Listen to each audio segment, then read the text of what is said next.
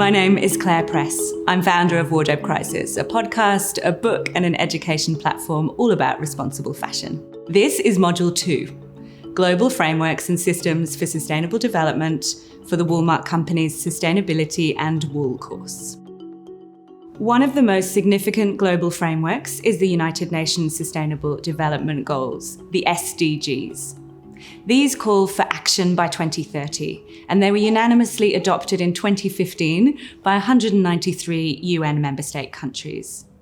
They're designed to be a roadmap to achieve a better and more sustainable future for all. Now, there are 17 of these goals, and they're colour-coded as well as numbered to help us relate to them and talk about them. They cover big global social themes like addressing poverty, hunger, peace and justice, education and reducing inequalities, as well as a whole bunch of environmental ones, including my favourites, number 13, one of the green ones, that's climate action, and number 14, one of the blue ones, that's life below water, all about the ocean.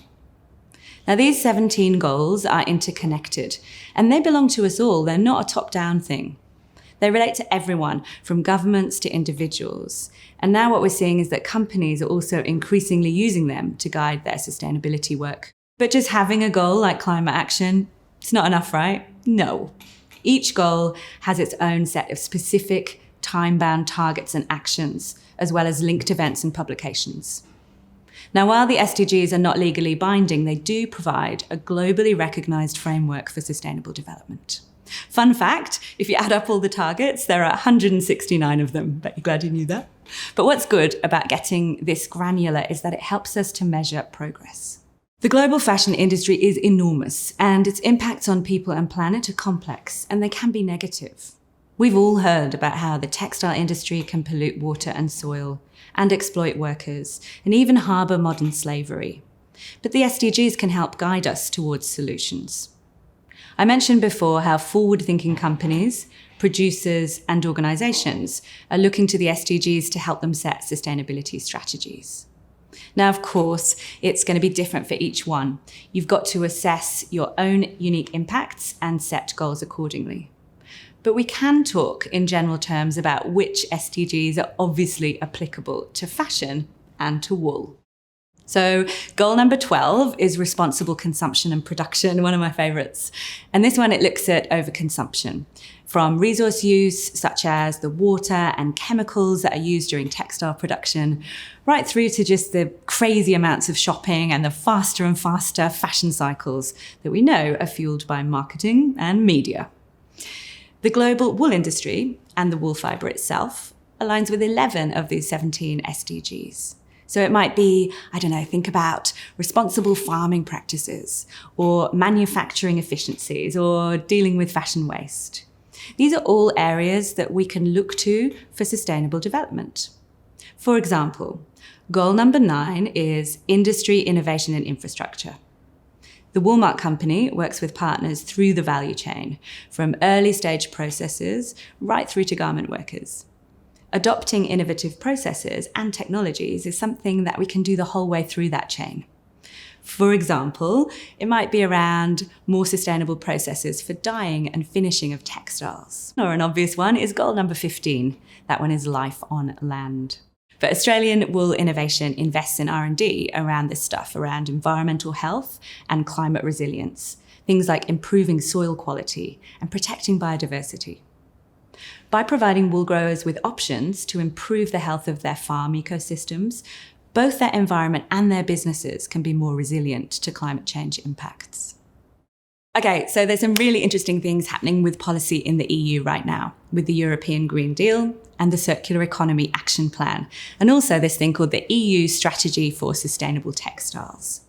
Now, as of 2021, when we're recording this, the end of the year, the details are still being worked out, but what we do know is that fashion is firmly on the agenda.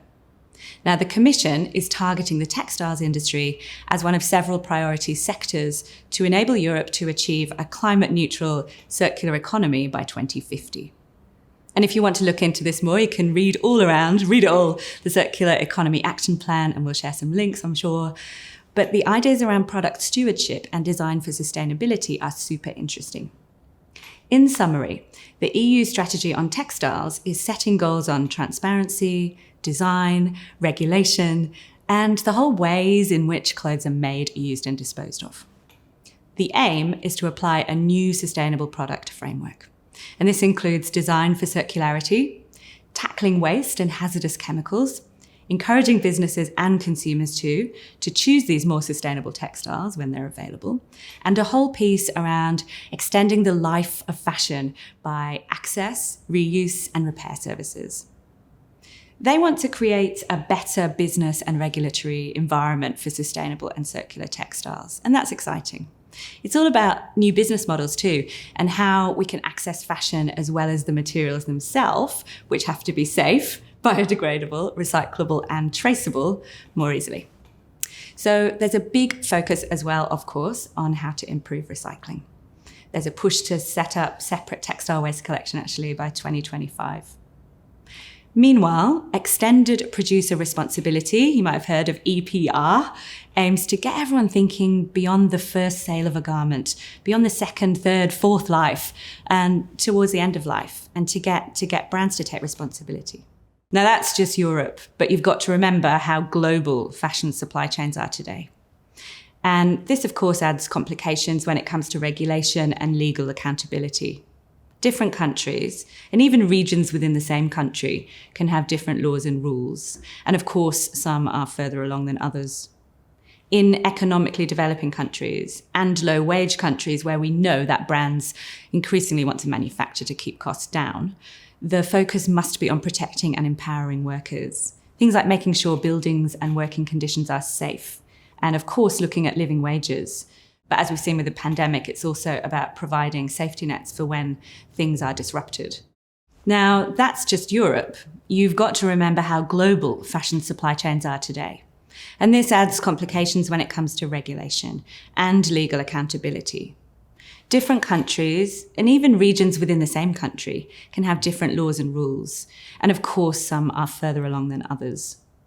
In economically developing countries and low-wage countries, where many brands manufacture to keep costs down, the focus must be on protecting and empowering workers.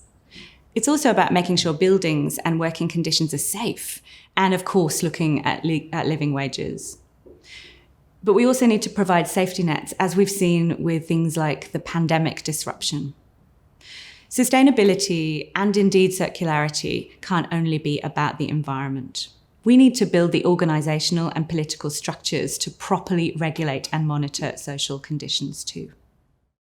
You might argue that circular economy is an indigenous concept, or that it's simply common sense, wisdom that we've somehow forgotten in late-stage capitalist societies. Maybe you've heard that phrase, there is no waste in nature. I love that one. But the modern concept of a circular economy gained momentum in the last few decades, as our wasteful ways became blindingly obvious. In the early 2000s, William McDonough and Michael Braungart published their must-read book, Cradle to Cradle. And that's also now formalised accreditation. Your product can seek C2C certification, which is great. And then we've got the work of organisations like the Ellen MacArthur Foundation that's really tried to get fashion on board with circularity in recent years. Circular economy is now a globally recognised framework for business to work towards, and the building blocks for long-term government strategies. So, what is it? Circular economy or a circular system? Think about the opposite to the linear system, being take, make, discard. In a circular system, we try to design out waste, to keep resources uncontaminated and in flow, and to preserve the value of precious resources. So a circular system is efficient as well as resilient. It's restorative, and this lovely phrase, regenerative by design. I'm a former ambassador for the Ellen MacArthur Foundation's Make Fashion Circular initiative, and I love the elegance of their 3 principles.